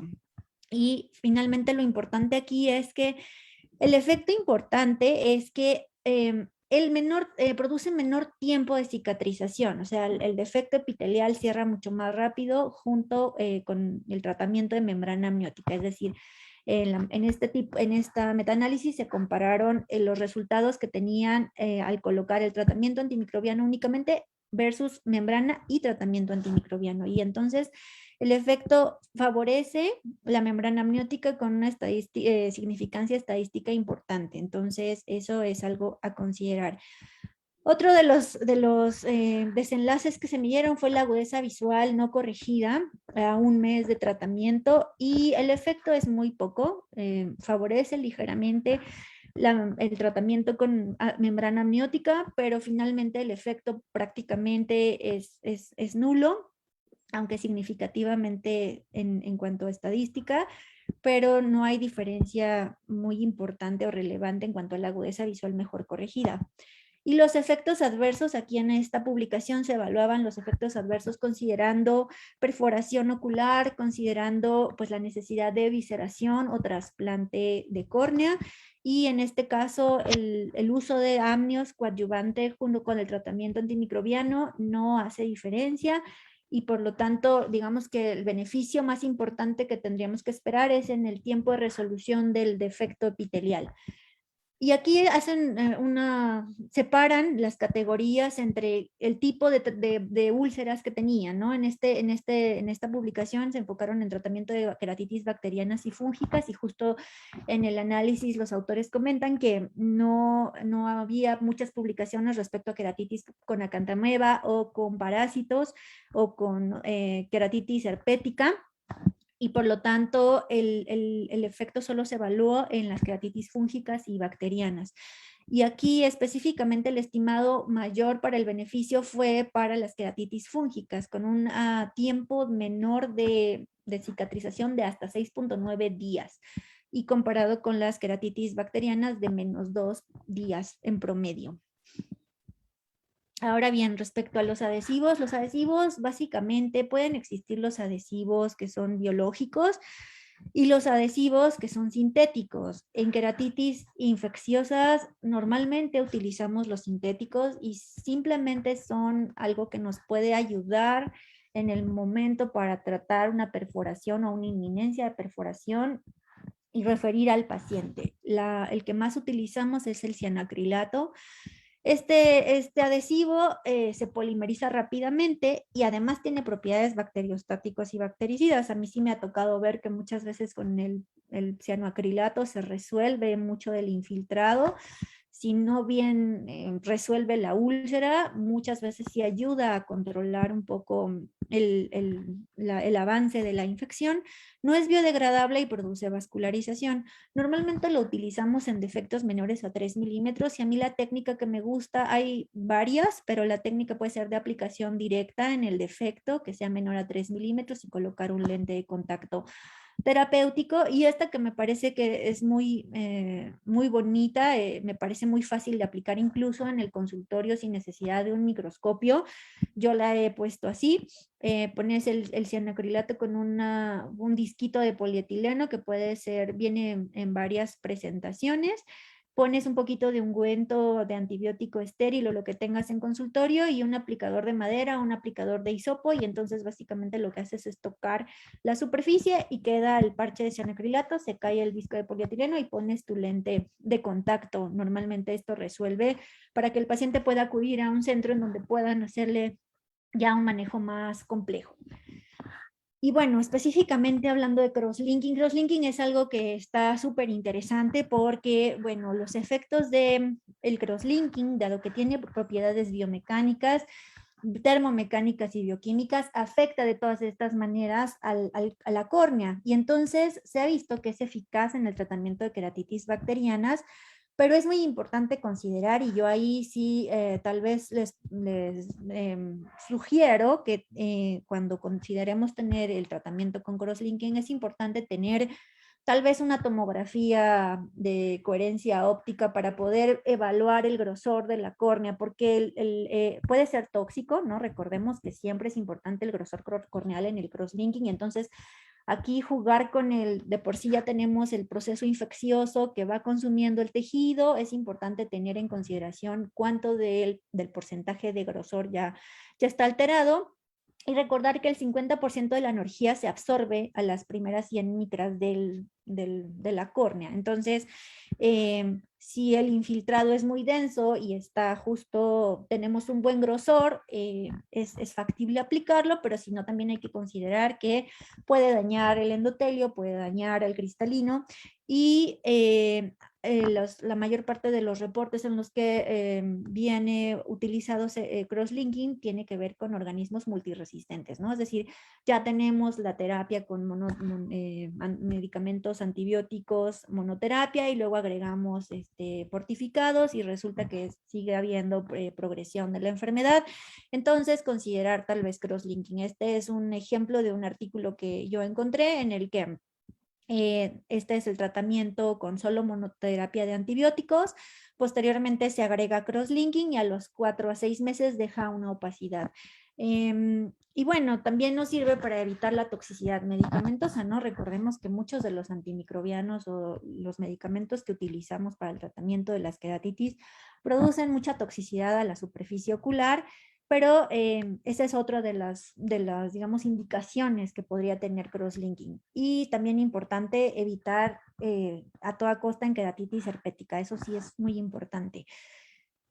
Y respecto a queratoplastía, esto es lo que más hay publicado, ¿no? Queratoplastía, pues bueno, tenemos que considerar la queratoplastía terapéutica cuando tenemos involucro de toda la córnea, o como el doctor Vicente nos presentó al principio, una queratitis de una muy rápida evolución con lisis muy activa, a pesar del tratamiento. Incluso hay queratitis que progresan en 24-48 horas y la inminencia de perforación o perforación ocular es una de sus indicaciones, además de que otro puede ser el control de la carga microbiana. Las causas más frecuentes que llegan a generar la necesidad de una queratitis en la literatura son las pseudomonas y los hongos tipo fusarium. Normalmente las queratoplastías, cuando tenemos en pacientes con una queratitis, los diámetros suelen ser muy grandes y por lo tanto esto le da mucho riesgo a nuestros pacientes de tener rechazo posterior o incluso falla del injerto. Y bueno, a veces cuando ya el diámetro del injerto llega a ser mayor a 11 milímetros, entonces consideramos que esto es un injerto esclerocorneal y también nos llevamos parte del limbo, ¿no? Siempre es importante, en medida de lo posible, dejar a 0.5 a 1 milímetros libre de borde de infiltrado. Y la mayor parte de las series, las publicaciones que existen, la mayor parte de las veces de la relación de 3 a 1, normalmente es la queratoplastia penetrante versus las queratoplastías lamelares, y pues considerar que a veces, o la mayor parte de las veces, pueden ser descentradas.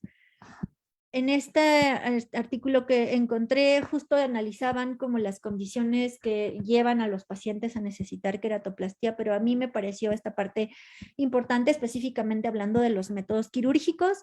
El tiempo de queratoplastia desde el inicio de los síntomas para pacientes que no tuvieron recurrencia, es de 25 días, y los pacientes que tienen recurrencia son aquellos que tienen más tiempo de evolución, ¿no? Es importante también considerar el tiempo de evolución, porque eso puede generar que haya recurrencia de la infección. El tamaño del trépano normal fue de 8.17 versus 8.04, y bueno, algunos pacientes se realizó también la ensectomía justo en el mismo tiempo quirúrgico, porque finalmente hay veces que ya la cámara anterior está involucrada, el cristalino ya se encuentra muy lítico, entonces esa es otra de las indicaciones, también hacer la ensectomía.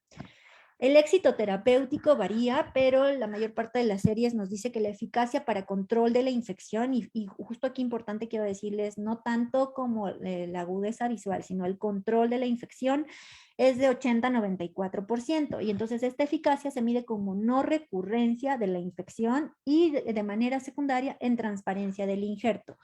El tiempo promedio de recurrencia puede ser desde algunos días hasta varios meses, incluso años, pero el tiempo promedio en las series revisadas son 6 semanas. Y la causa más común de que haya recurrencia es la queratitis fúngica.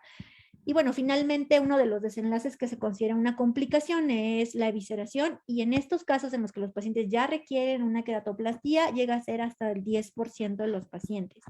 Esta es una curva una gráfica que nos demuestra cuánta sobrevida tienen los injertos, y específicamente, más bien aquí hablan de la eficacia, qué tanto de los pacientes se cura la infección, ¿no? Y entonces en queratitis bacterianas y fúngicas, aproximadamente en esta serie el 70% de los casos mantuvo libre de infección durante al menos 90 meses.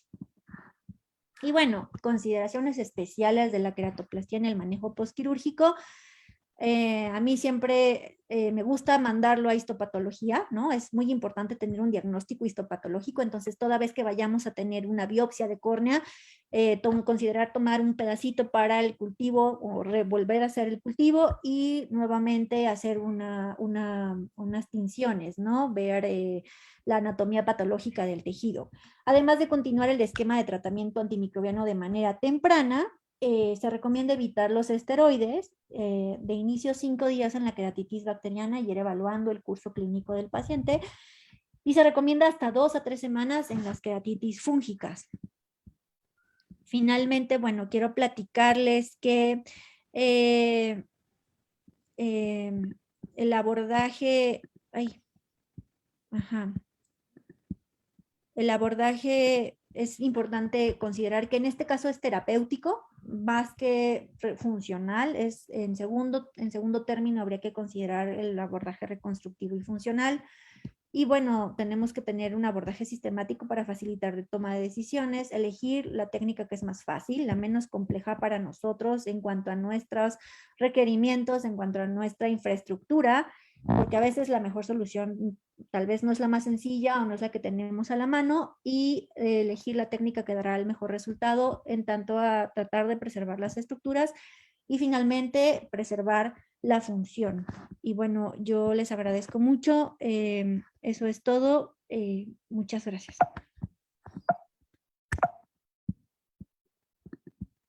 Perdón, Muchísimas gracias, doctora Marta. Muy bien. Tenemos muy poco tiempo, desafortunadamente.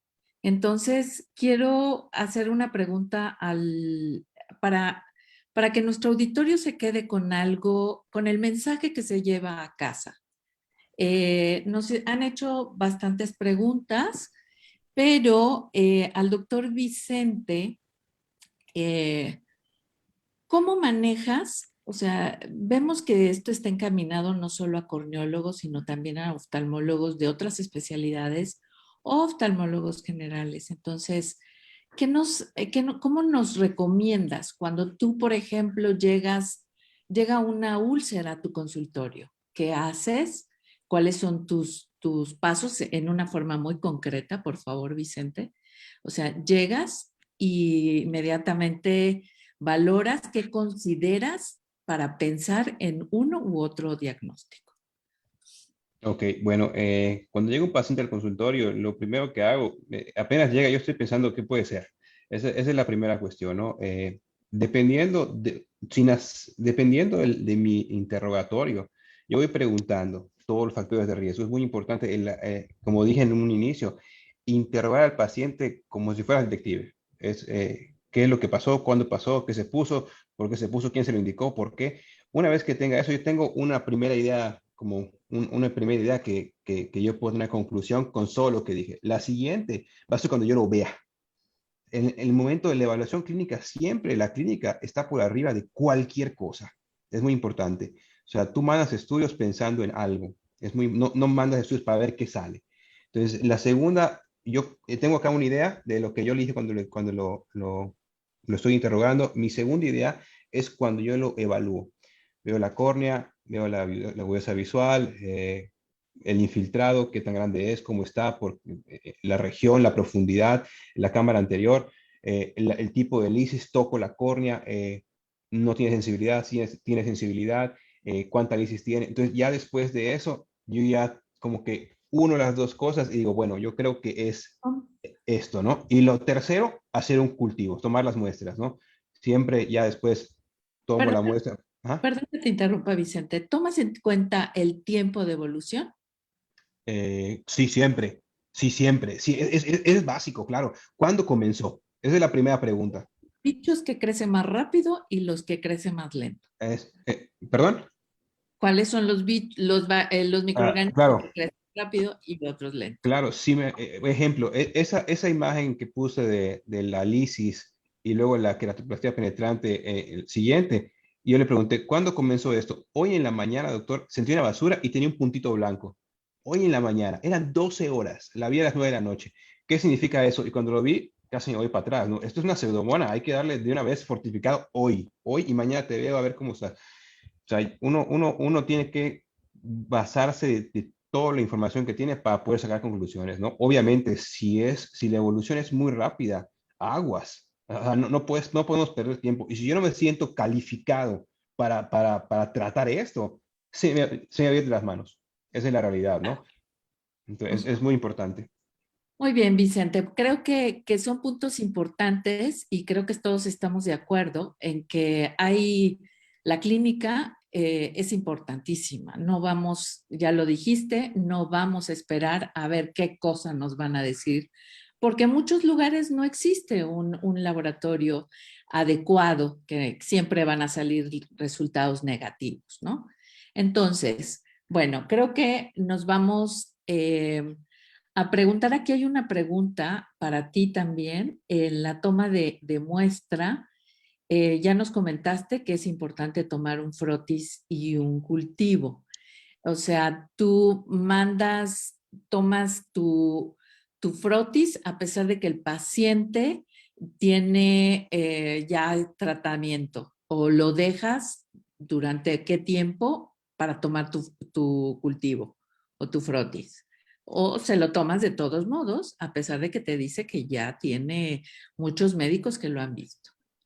La gran mayoría de los que veo, o sea, hay como la mitad son que no han visto ningún paciente, no han visto ningún médico, y la otra mitad ya los vieron otros médicos, ¿no? Independientemente de un grupo u otro, a todos les ha dado cultivo, porque desgraciadamente cuando los ven antes no les hacen cultivo.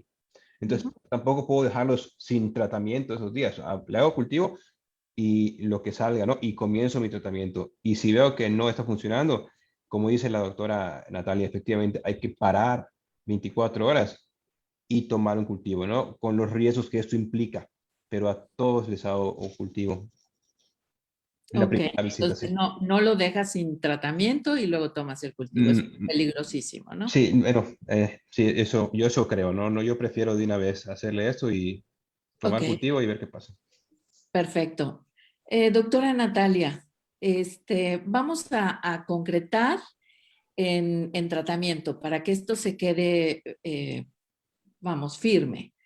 ¿Te funciona? ¿Cuál es tu tratamiento? Digamos que tú llegas y dices, ok, estoy pensando en este agente etiológico que es una bacteriana, pongamos una bacteriana que es mucho más frecuente. Tu tratamiento empírico, ¿qué es lo que le pones? Porque no tienes dónde mandar frotis, etcétera. Entonces, ¿nos podrías decir cómo lo manejas? Sí, si es una queratitis bacteriana, pues digamos un caso con una úlcera grave, digamos central, yo siempre inicio con una fluoroquinolona de cuarta generación, Cuarta generación. Ajá. ya sea moxifloxacino o gatifloxacino. Ahor- Es, ajá, Ahorita que no tenemos, casi que está digamos. Ajá, escaseando, sí. ¿qué otro antibiótico das? O Pues sea, si no, el CIMAR. También tuve un paciente hace como 2 semanas que también no encontraba Vigamox y le dije, pues CIMAR, sí encontró, entonces ahora sí que me fui con ese. Eh, si es una úlcera grave, severa, a mí sí me gusta impregnarla, como les dije, y posteriormente cada hora. ok, Si no tengo activo y pasan 48 horas y veo que el paciente no está mejorando y como les dije, si a lo mejor no se sienten a gusto, confiados de preparar un fortificado, pues a mí me ha funcionado hacer la combinación alternada con metilmicina, porque pues nos da un poquito de más cobertura para gram negativos, por ejemplo. Entonces, esa un terapia tratamiento de amplio espectro. funciona. ¿Lo acompañas? ¿Para ti sí te funciona? Porque también es una pregunta que te hace el auditorio. Que la ventaja de que haces una impregnación, para ti sí funciona la impregnación.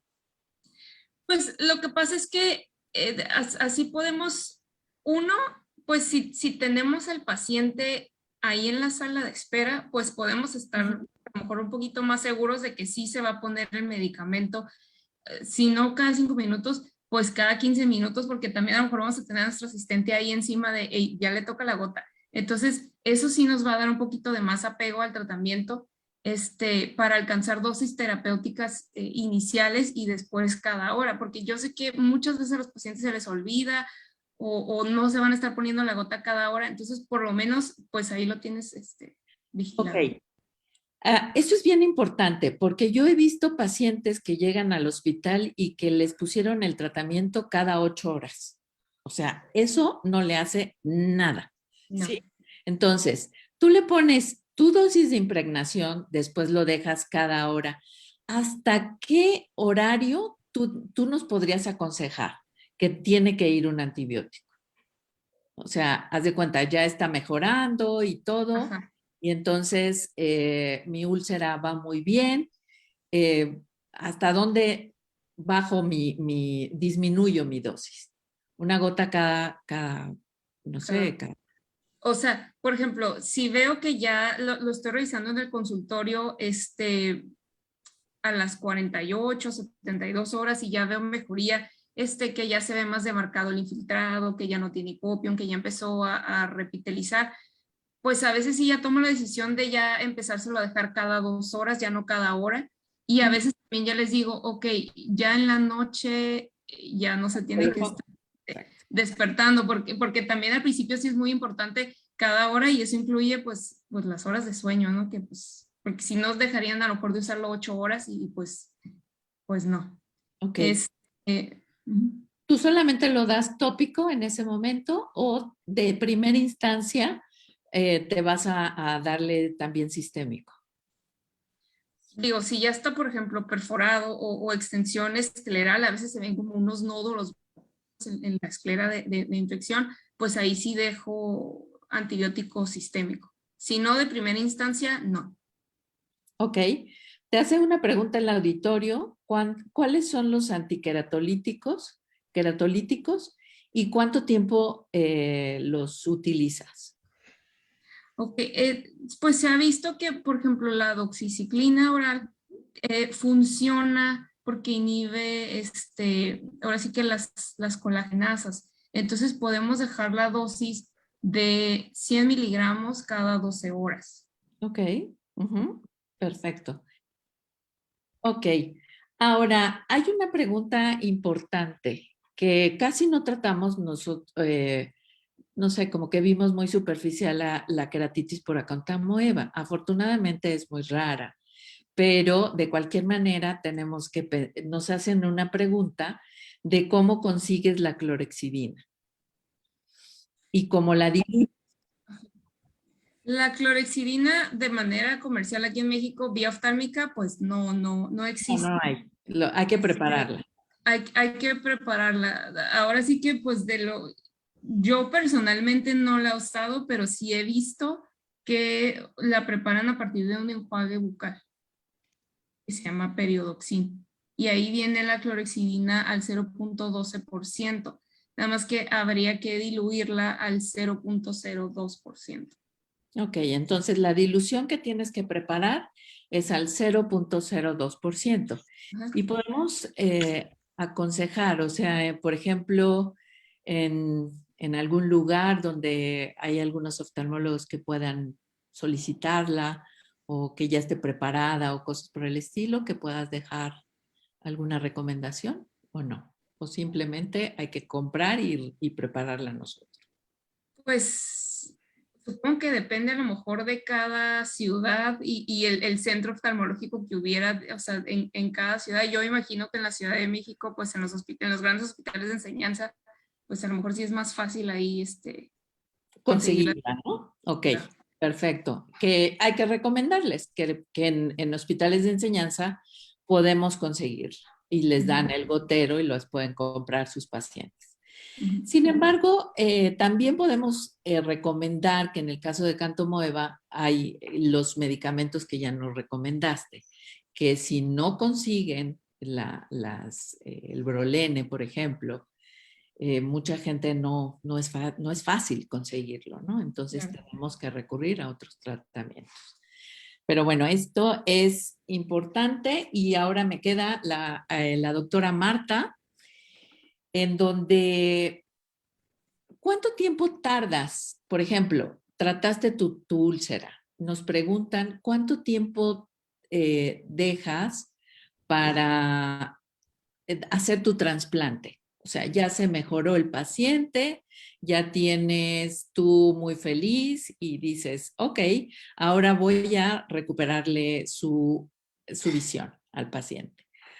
¿Cuánto tiempo te esperas para hacerlo? Dependiendo de tu agente etiológico, me imagino. Claro, sí. Pero nos puedes hacer como un resumencito, o sea, en bacteriana, eso, ¿cuánto tiempo esperas? Bueno, normalmente es cierto, como justo dijo doctora, hay que considerar el agente etiológico. Para las queratitis fúngicas debe ser mucho más tiempo.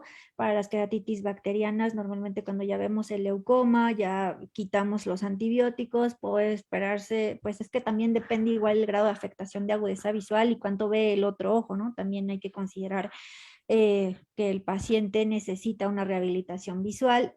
Puede ser entre 3 y 6 meses, dependiendo justo el uso, el tipo de banco de ojos que tengamos, la disponibilidad de tejido corneal, pero sí para queratitis fúngicas podría ser un poco más de tiempo, hasta tal vez un año hemos considerado. Okay. Un punto muy importante es en las virales, donde la gente tenemos un poco de temor para poder hacer un trasplante. Aquí nos vamos por arriba de 6 meses que no tenga reactivación de tu queratitis viral. ¿O qué nos puedes aconsejar en ese punto? Sí, correcto. Y además, bueno, considerar los cuadros previos que haya tenido y si es necesario la profilaxis antiviral para evitarnos una recurrencia en el injerto, ¿no? Porque recordemos que también estos pacientes tienen mucha vascularización, entonces es importante también el manejo de esteroides para las queratoplastías ya ópticas en estos casos de queratitis herpéticas. Tú das profilaxis, por ejemplo, decides hacer tu trasplante y sabes que ese paciente ya estuvo durante más de 6 meses inactivo y decides hacer tu trasplante, ¿le pones antiviral profiláctico, o sea, dentro de tu tratamiento? Porque vas a dar esteroide, ¿o no? O te esperas. Yo sí lo uso. Las que me ha tocado hacer, la verdad es que ¿Sí? sí lo uso. Perfecto. Sí. Muy bien.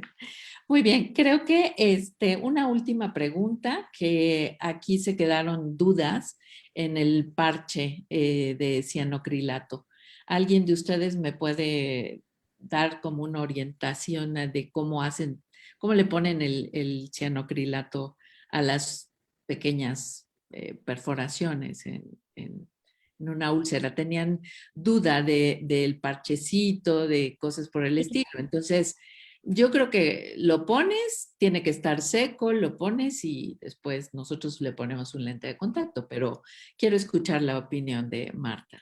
Sí, correcto. Yo justo ahí mencioné, tal vez fue muy rápido, pero sí, el disquito lo puedes hacer justo con las mismas bolsitas y lo mandas a esterilizar ahí en tu centro donde son circulitos de 3 milímetros. Nosotros a veces utilizamos trépanos de esos dermatológicos de 3 milímetros, haces circulitos pequeñitos, los mandas a esterilizar y justo colocas una gotita de cianoacrilato en el plastiquito, eso lo pegas con el ungüento y el hisopo, y entonces es una técnica muy fácil porque a veces no tenemos microscopio ¿no? cerca, estamos en el consultorio y no tenemos un microscopio para hacerlo con el paciente en decúbito, hay pacientes que no se pueden acostar, y justo entonces en la lámpara de hendidura nada más pones el blefarostato y tocas con el hisopo y entonces se queda el plastiquito, se queda junto con el cianoacrilato y ya tú colocas el lente de contacto y te ayuda a resolver en ese momento. Pero sí, es estéril de lo que justo los empaques de las bolsas de esterilización. Finalmente, Marta, hay que recomendar al auditorio y quiero que se quede esa idea de que aparte de todos los tratamientos que ya hemos hablado, existen multitud de tratamientos coadyuvantes como aplicación. Lo que queremos es que los antibióticos lleguen al lugar para que hagan efecto. Muchos, sobre todo en micóticas, el problema que tenemos es que no llegan los medicamentos al área donde queremos hacerlo y que existen tratamientos intraestromales, existe el cross-linking, existe también el hecho de que pongamos inclusive argón ya a nuestras úlceras y todo es para que estos antibióticos que hemos hablado, el doctor Vicente, la doctora Natalia, lleguen al lugar donde queremos y actúen para poder llevar a cabo y a un fin aceptable a ese paciente que muchas veces nos da mucho en qué pensar las úlceras, ¿no? Entonces, quisiera por último, doctor Vicente, Natalia y Marta, la recomendación de los esteroides. ¿Quién usa esteroides en queratitis bacteriana? Yo los esteroides yo los uso en la etapa de resolución. Ya cuando es prácticamente no hay evidencia de proliferación bacteriana, nada, comienzo con el esteroide. Antes no. Ok, y siempre acompañándolo de un antibiótico. Efectivamente. Okay. ¿Tú, Natalia? Igual yo, en queratitis bacteriana, una vez que veo que ya no tiene datos de infección, pero inflamatorios, pues para tratar de disminuir un poquito la cicatriz, la neovascularización que se está produciendo, siempre acompañado de un antibiótico y siempre empiezo por una dosis más espaciada, a lo mejor, no sé, cada 12 horas y lo vuelvo a ver al paciente y si veo que está bien, bueno, ya cada 8 y así me voy despacito, ¿no? Porque o sea, evitando una reactivación. Ok, perfecto. Doctora Marta. Sí, correcto, justo como ya comentaron, ver al paciente muy seguido y estar muy pendiente de los síntomas para poder ajustar el esteroide rápidamente. Sí. Perfecto. Creo que es una cosa que debemos de dejar en claro. Esteroide hay que tenerle respeto, ¿sí? Porque nos empiezan a bombardear de que hay que aplicarlo, etcétera. Micótica, contraindicado. Ajá. Entonces, ahora, finalmente, Vicente, cómo citas a tu paciente? O sea, ves la úlcera, la citas a las 24, 48, 72 y así. Dime un cronograma rapidito. Bueno, a mí me tachan mucho de exagerado porque yo quiero verlos todo el tiempo. O sea, por lo que antes era peor, ¿no? Antes los Todos veía, los días. sí, sí, antes era muy aprensivo con eso. Ahora a lo mejor lo veo, espero 48, 72 horas, pero no más que eso. Si yo la veo muy inestable o no sé qué va a pasar, es muy importante eso, porque la úlcera puede cambiar en 24 horas. O Sí. sea, lo que sugiero es, al principio hay que verlo, a lo mejor sí diario, o la primera semana para ver cómo evoluciona, porque que tú le des tratamiento y nos vemos en una semana, eso está muy mal, porque Exacto. en 24 horas puede irse todo pues, Es pues, una relación estrecha con el paciente hasta que no efectivamente. salga. ¿Ok? Efectivamente, ¿no? Solamente lo dejo ir un poquito más si veo que hay mejoría. Es la única justificación. A lo mejor no lo tengo mañana, te veo en 2 días, pero porque sé que está yendo bien, o sea, está escalando bien. Pero si yo veo que está inestable o que hay bajones, yo lo veo cada 24 horas. Perfecto. Natalia, ¿estás de acuerdo? Sí, igual, por ejemplo, a veces de que se atraviesa el fin de semana, ¿no? Y dices, hoy del sábado al lunes, a ver si aguanta. Pero sí, igual al principio cada 24 horas, si veo un poquito de mejoría, pues ya cada 2 días. Y siempre darle datos de alarma al paciente, que empiece a empeorar, que empiece a tener más dolor o de repente salida de líquido, que dices, pues a lo mejor se perforó. Porra contigo. Sí. Ajá, entonces, pues sí, datos de alarma al paciente son muy importantes, sobre todo ya cuando lo vamos a dejar de ver 2, 3 días, ¿no? Perfecto. Marta, ¿qué nos puedes recomendar? Y diariamente hasta ver que empieza a resolver. Perfecto. Muy bien. Pues creo que llegamos al tiempo y nos pasamos un poco porque nos habían dado un tiempo un poquito más estricto. Y quiero agradecer a todos los que todavía están conectados, a que hayan estado con nosotros. Es un tema que da para mucho. Hemos hecho un recorrido muy bien. Quiero felicitar a nuestros ponentes porque de verdad que lo hicieron muy completo y son médicos de primer nivel que pueden aconsejarles y que nos han dejado algunos puntos claves, algunas perlas que nos vamos a llevar a nuestro consultorio para tratar este tipo de pacientes. No pensemos que son pacientes que solo el corneólogo va a ver. Lo vamos a ver todos, todos tenemos que verlo, inclusive hasta los de las farmacias los ven, porque llegan primero a preguntar ahí qué se pone. Entonces, hay que tener puntos muy bien definidos para que no ocasionemos una complicación. Doctora Denise, ¿estás por ahí? Sí, Muy bien, pues si tú no dispones de alguna otra cosa. nada más agradecer nuevamente a todos los asistentes, a ustedes, doctora Ana Lilia, doctor Vicente, doctora Natalia, doctora Marta. Excelentes pláticas, creo que nos deja mucho aprendizaje. Podríamos seguir aquí mucho tiempo hablando sobre lo mismo, pero hay que terminar. Muchísimas gracias a todos, que tengan una excelente noche a nombre de la Sociedad Mexicana de Oftalmología y el Centro Mexicano de Córnea y Cirugía Refractiva. Los esperamos el próximo miércoles. Hoy tuvimos más o menos unos 600 asistentes entre Facebook y Zoom. Y nos vemos el 15 de septiembre, misma hora. Estaremos hablando de ojo seco. Para dar el grito. Para dar el grito. Muchísimas gracias por la invitación y que pasen muy buena noche. Excelente, gracias. Gracias a Adolfo también de la sociedad. Buenas noches. Gracias a todos, buenas noches. Buenas noches, hasta luego. Hasta luego.